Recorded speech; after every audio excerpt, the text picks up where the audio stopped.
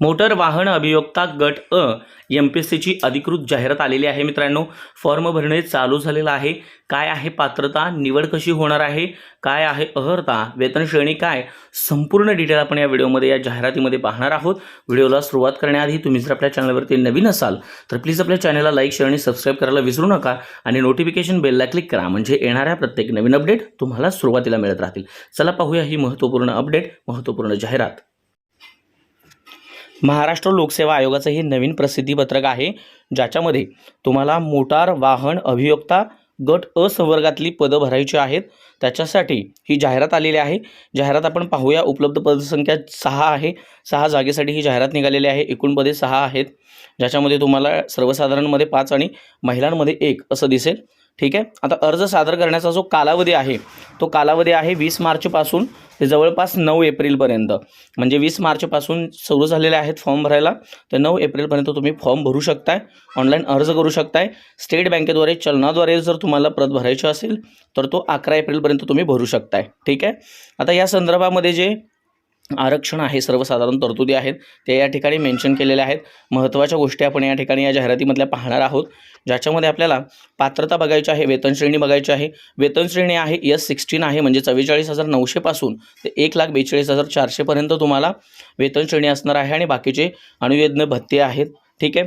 त्याच्यामध्ये पात्रता आहे बघा, भारतीय नागरिकत्व असलं पाहिजे. दुसरं वयोमर्यादेचं, वयोमर्यादा गणण्याचा दिनांक आहे 1 जुलै 2026 पासूनचा, म्हणजे किमान वय तुमचं 19 पाहिजे आणि जास्तीत जास्त तुम्ही 38 वर्षापर्यंत खुल्यासाठी भरू शकताय. आता मागासवर्गीय, आर्थिक दुर्बल घटक आणि अनाथ असतील त्यांच्यासाठी त्याच्यामध्ये 5 वर्ष एज रिलॅक्सेशन आहे. वयोमर्यादेमध्ये सूट आहे. 38, 5, 43 होतात, यांच्यासाठी 43 आहे. राखीव खुल्यासाठी 43 आहे. मागासवर्गीय, आर्थिक दुर्बल घटक, अनाथ यांच्यासाठी 43 आहे. कोणासाठी तर प्राप्त खेळाडू असला पाहिजे. ठीक आहे. माजी सैनिकांसाठी त्याच्यामध्ये आणखी 2 वर्षाचं हे आहे. सैनिकांसाठी सेवेचा कालावधी अधिक 3 वर्ष असं धरलेलं आहे. राखीव आणि मागासवर्गीय, आर्थिक दुर्बल घटक आणि अनाथसाठी. आणि दिव्यांग उमेदवार असतील त्यांच्यासाठी मात्र 45 वयोमर्यादेपर्यंत सूट आहे. ठीक आहे. आता शैक्षणिक अर्हता काय असले पाहिजे, आणखी अनुभवसुद्धा याच्यासाठी महत्त्वाचा आहे. या पोस्टसाठी शैक्षणिक अर्हता आहे डिग्री तुम्ही पजेस केलेली असली पाहिजे, पास केलेली असली पाहिजे लॉची. ठीक आहे. वैधानिक डिग्री पाहिजे तुमच्याकडे, लॉची डिग्री पाहिजे आणि त्यासोबतच तुम्ही अनुभव असला पाहिजे, तुम्हाला एक्सपिरियन्स जवळपास प्रॅक्टिस असलं पाहिजे मिनिमम 7 वर्षापर्यंत ॲज अ ॲडव्होकेट म्हणून. ठीक आहे. वकील म्हणून तुम्हाला 7 वर्षाचा अनुभव असला पाहिजे आणि त्यासोबतच तुम्ही वैधानिक डिग्री, तुम्हाला लॉची डिग्री असली पाहिजे. हे 2 गोष्टी फार महत्त्वाच्या या ठिकाणी नमूद केलेल्या आहेत. ठीक आहे. वकील व्यवसाय अनुभवासंदर्भात न्यायालयाने किंवा म्हणजे जे संबंधित न्यायालय आहे त्याच्या माननीय न्यायाधीशांनी प्रमाणित केलेला अनुभव प्रमाणपत्र तुम्हाला ग्राह्य समजण्यात येईल. यास्तव अर्ज सादर करतेवेळी संबंधित न्यायालयाच्या माननीय न्यायाधीशांनी यांनी प्रमाणित केलेले अनुभव प्रमाणपत्रसुद्धा अपलोड करणं तुम्हाला या ठिकाणी आवश्यक आहे. ठीक आहे. हे फार महत्त्वाचं आहे. शैक्षणिक अर्हता त्यासोबतच अनुभव.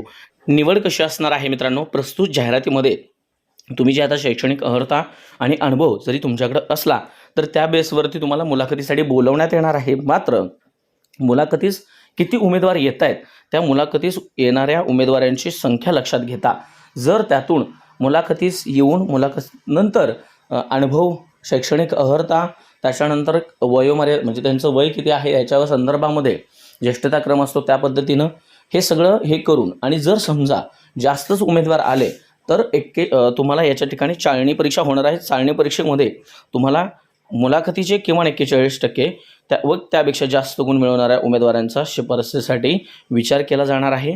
त्यासोबतच चाळणी परीक्षा घेतली तर चाळणी परीक्षा आणि मुलाखत या दोन्हींमध्ये तुम्हाला जे जास्त मार्क घेतील त्यांच्याप्रमाणे, त्यासोबतच त्यांचा अनुभव आणि त्यासोबतच त्यांचे वय या सगळ्यांचा विचार करून तुमची निवड होणार आहे, एवढं लक्षात घ्या.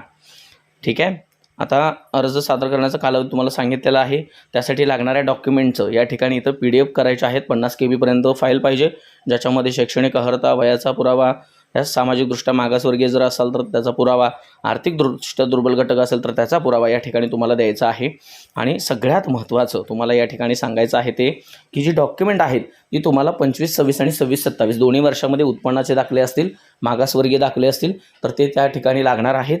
ठीक आहे. या ठिकाणी बघा दाखवलेलं आहे आर्थिकदृष्ट्या दुर्बल घटक असेल किंवा बाकीचे काही उमेदवार असतील ज्याच्यामध्ये म्हणजे EWS असेल, SCBC असेल तर यांना जे नॉन क्रिमिनल लागणार आहे किंवा जे प्रमाणपत्र लागणार आहे ते 25-26 किंवा 26-27 या दोन्ही आर्थिक वर्षाचं असेल तरीसुद्धा स्वीकारण्यात येणार आहे. त्यामुळे काळजी करण्याचं कारण नाही, कारण दिनांक 9 एप्रिल 2026 व त्यापूर्वीचे आर्थिकदृष्ट्या दुर्बल घटकाचे प्रमाणपत्र सादर करणं अनिवार्य आहे. मग 9 एप्रिलच्या अगोदरचं म्हणजेच तुमचं मग मार्चमधलं चालणार आहे का? कारण आता 20 मार्चपासून चालू होत्या, मग 21-22 मार्चला जर तुम्ही सर्टिफिकेट काढलं तर ते चालणार का?